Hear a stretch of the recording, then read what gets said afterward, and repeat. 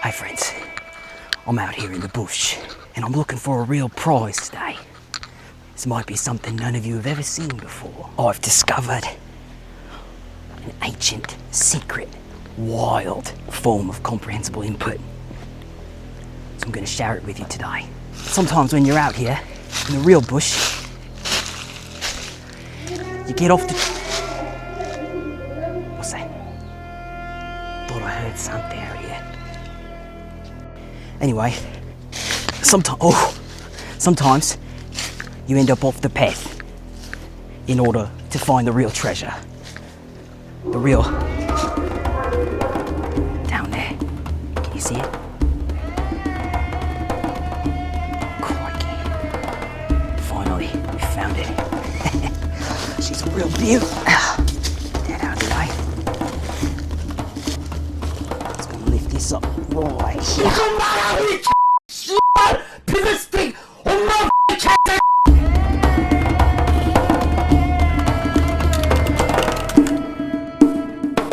Geez, that first trip to Australia really changes you, huh?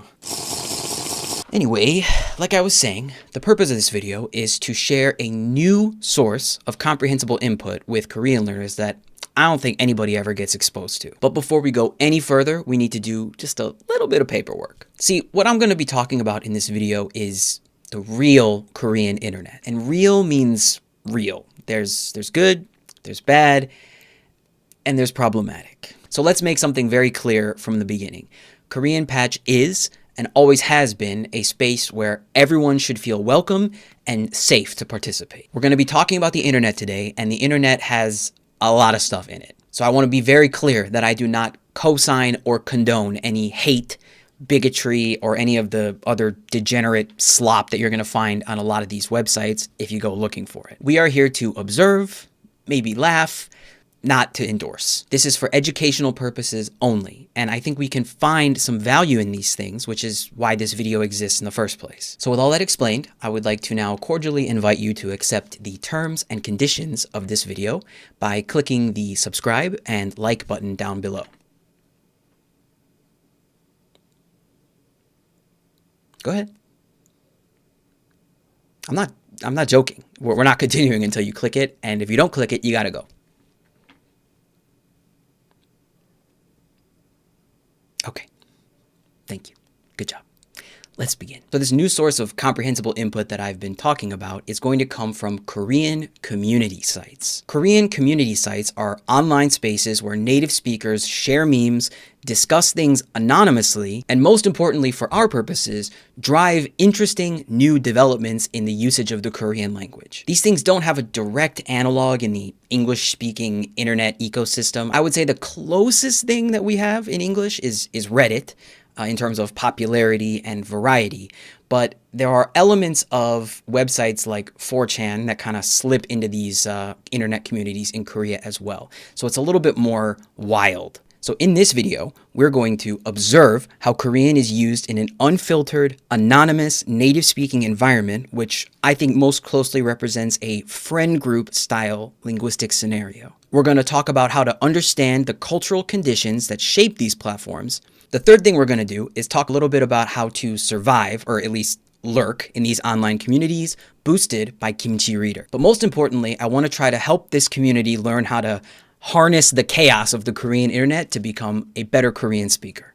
All right, so let's talk about why this is interesting and relevant. I don't personally think it's outrageous to describe the Korean internet as a closed system. It's more or less a self-contained ecosystem where everything here is either original or it's been purposefully, intentionally translated and localized in order to be injected into the Korean internet by someone who's part of the Korean internet. So things like community websites where people are just chatting about stuff in their native language amongst themselves are like really interesting incubators for Korean internet culture. So just like modern English slang and internet culture and all that kind of stuff is almost completely shaped by organic cultural expressions of the youth, like hip hop, or ways that we talk to each other on websites like Reddit, 4chan, Twitter, and even AOL Instant Messenger. Hello, fellow 30-year-olds, how's your knee pain? These kind of websites are where new words in Korean generally come from. Slang, memes, abbreviations for things, code words for things, all kinds of stuff,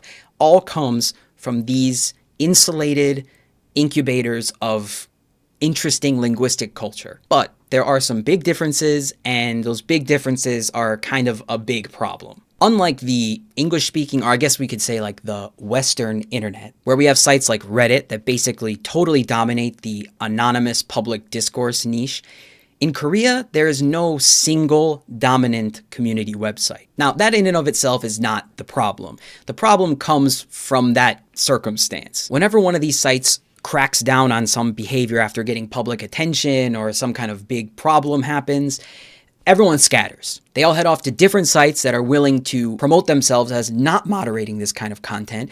And so you have like refugees from one community running to another one. This happens sometimes on the English-speaking internet, but it's not quite as effective because when people run off to these little websites, they kind of just disappear and fizzle out. What I'm trying to say is the incentive structure is not there for these websites to crack down on making the content more wholesome because it just makes them bleed users. So there's sort of a free-for-all nature on a lot of these websites that you might not be used to if you're from more mainstream communities on Reddit or you know, Tumblr or whatever.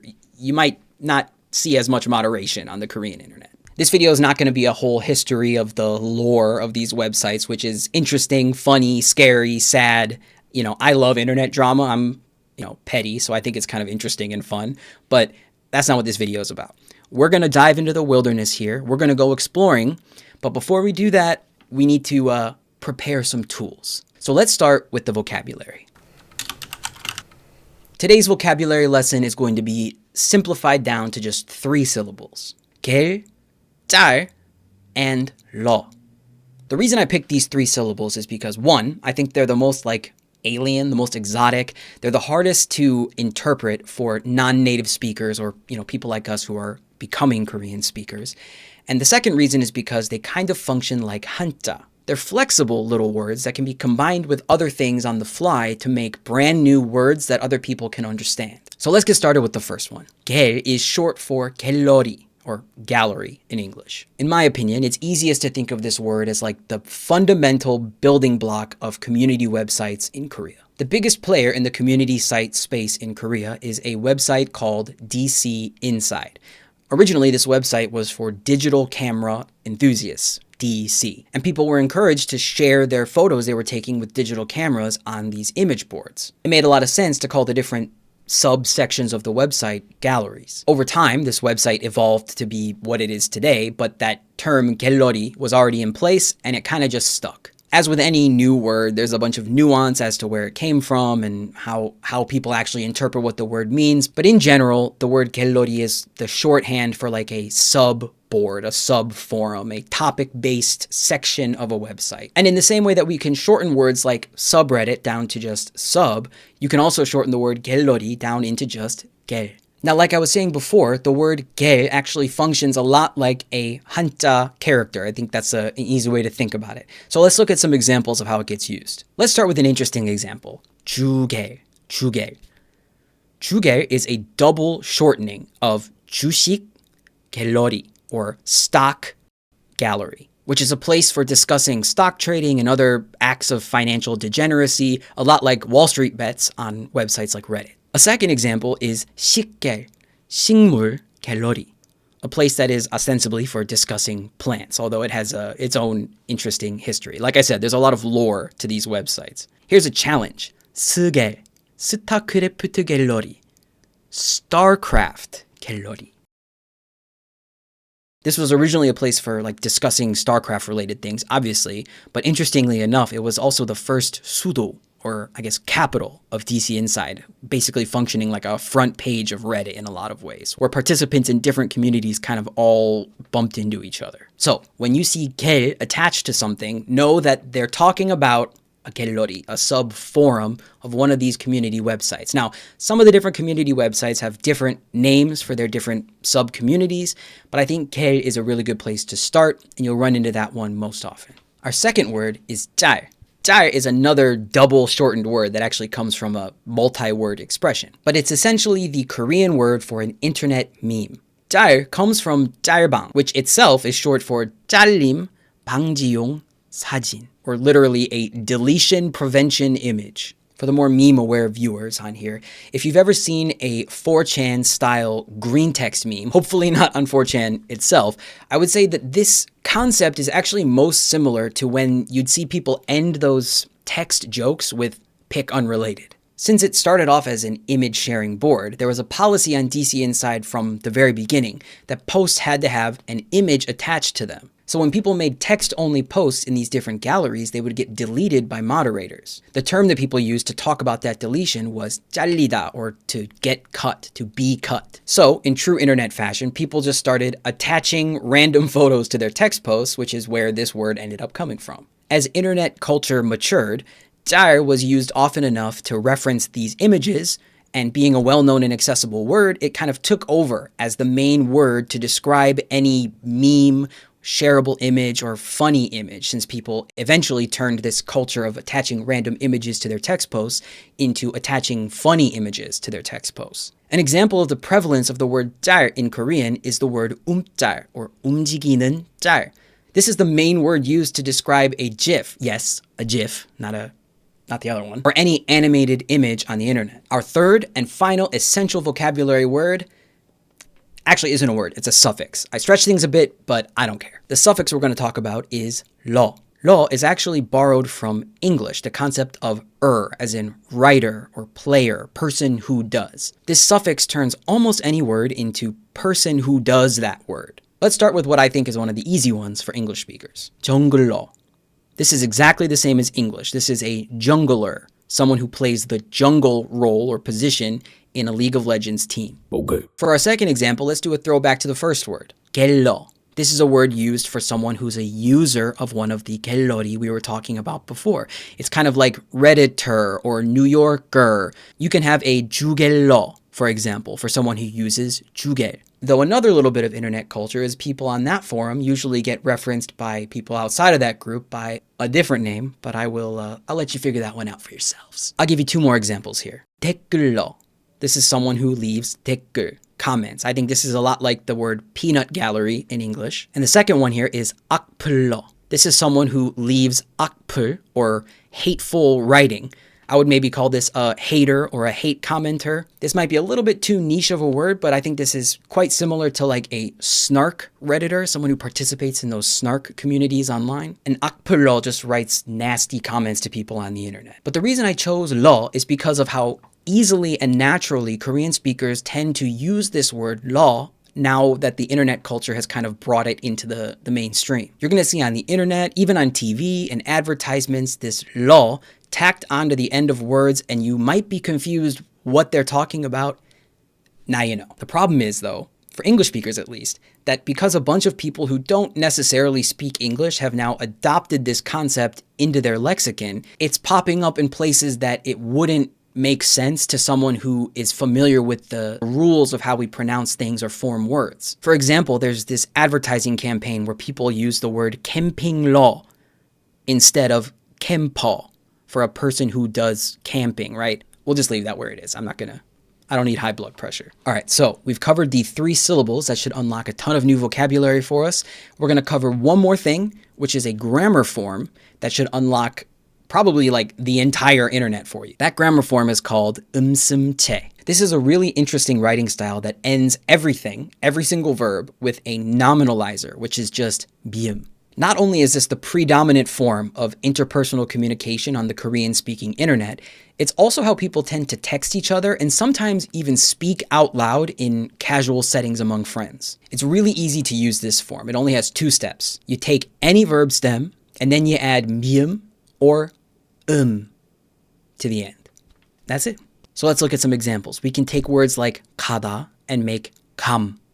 먹었다 can be 먹었음. 있다 can be 있음. This tends to be the preferred method of communication on the internet because it's neutral in its formality. It avoids, the complex Korean honorific system between people who don't know each other and don't necessarily want to get to know each other. It creates emotional distance, which is perfect for anonymous forums. And it's also concise, which makes it easy to type out. So it's not quite as simplistic as people just speaking 반말 to one another on the Korean internet. They're actually using this 음슴체 form to kind of neutralize the 반말, if that makes any sense. Okay, so we've covered our 3 words, we've covered our grammar form. Let's take a tour into the wilderness, the wild, untamed lands of the Korean-speaking internet. All right, so here we are. I'm going to try to keep this part of the video as brief as I can because I think it's more fun if you explore all this stuff on your own. However, I want to give you a couple of tips to make this a little bit easier. So first piece of advice is as soon as you get on this website, you're going to go all the way to the bottom and you are going to click night mode right there. That's the first thing you are going to do. The second thing that you should do is skip all of this and head right to here. 마이너. So when you get to the minor galleries section of the website, this is where you're going to find more niche communities, which is actually why they use the word 마이너. But you're also going to find more moderated content. So I think this is a better place to hang out if you don't want to subject yourself to the total chaos of the front page of this kind of website. Oh, look at that. American culture makes its way to Korea again. Ugh. Anyway, if we scroll down here, you can see all of the different minor galleries. So Big Bang, let's go, baby. Back when I was a youngling. Twice, YouTube channel. Down here, we can see things like different video games. So if we look at, here's Genshin Impact, or if we come down to Overwatch 2, or even Lost Ark Online, all of these different, Nintendo. They don't have a picture. Shame. And as you scroll down the page, you're going to see different, music and TV shows. And look, here, international hip hop, sports, universities, different jobs that people have. Look at this. The designated driver for people. You call them and they come pick you up and drive your car to your house. So here I've come into the international hip hop, or I guess they say foreign hip hop, but really it's more like American hip hop discussion community. And what you'll see as you go down the page is you'll see at the very top, like on most internet communities, you'll see the rules and like maybe some contextual posts or things like that, stuff that's interesting or fills people in on how to use the community or how to behave in the community. So when you open up an actual post page, this is the rules for the foreign hip hop page, you can look over here to see the stats about what's going on. So the number of views, the number of people that have given it a 추천, which I guess we could consider to be like an upvote.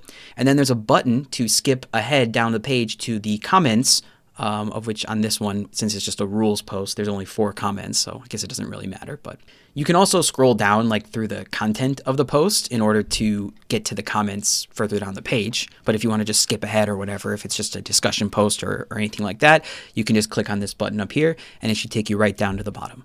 Another thing we can do here is we can obviously use Kimchi Reader to help us out with the page. So if we hit the parse button, we're able to like click on the different words that have been parsed on the page. We can see the different words. One weakness I think of Kimchi Reader on this site is that occasionally it's unable to figure out some of the really slap together words that should have had a space or something like that. Some of this stuff is really hard to parse for a computer. So, I mean, I don't fault it for that, but when people make egregious typos or slap stuff together without proper spacing, sometimes you're not going to be able to get that word. However, you can take these words and put them in the scratch pad, or you can take them over and put them into a document or something and then parse it there. My apologies for blinding you, but this is the next page we're going to look at. So I chose this website as another one to look at because this website is a lot more like conversation based as opposed to just people posting, funny images or kind of living out memes or things like that. So the very simple way that I would recommend using this site, which is 네이트판, is I would come on in here and click on 톡톡 right away. And you'll see on this side of the page all of the different topics that people can talk about. So, for example, talking about life, teenagers, people in their 20s, 30s, things like that. So if we come over to the right side of the page, we're able to see the different 톡톡 category here. So all of these different things on this side of the page are like the different 갤러리, I guess we could say, or the different like subreddits within this more discussion-based, text-based forum that is 네이트판. So for example, like here's stuff that's divided up by age group or for singles, husband versus wife, That sounds like a nice drama bomb. We head down here and see things like 묻고 답하기. So that's going to be like an Ask Reddit sort of thing, just an open-ended, what do y'all think? All different kinds of stuff here. Oh, the day after breaking up. Okay.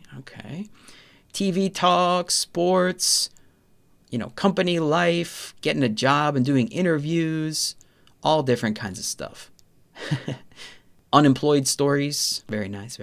Cooking, recipes, beauty, style, health and dieting. There's all different kinds of stuff on this website, and you'll be able to find something interesting, and I recommend you explore this yourself and find something that works for you. If you enjoyed this kind of content, a little bit more off the beaten path ways of finding Korean input and joining into Korean culture in all the different kinds of ways that people don't normally talk about, I have finally launched my website, and on my website you can sign up for my different newsletters. My Patch Notes newsletter goes out every week, and it's totally for free.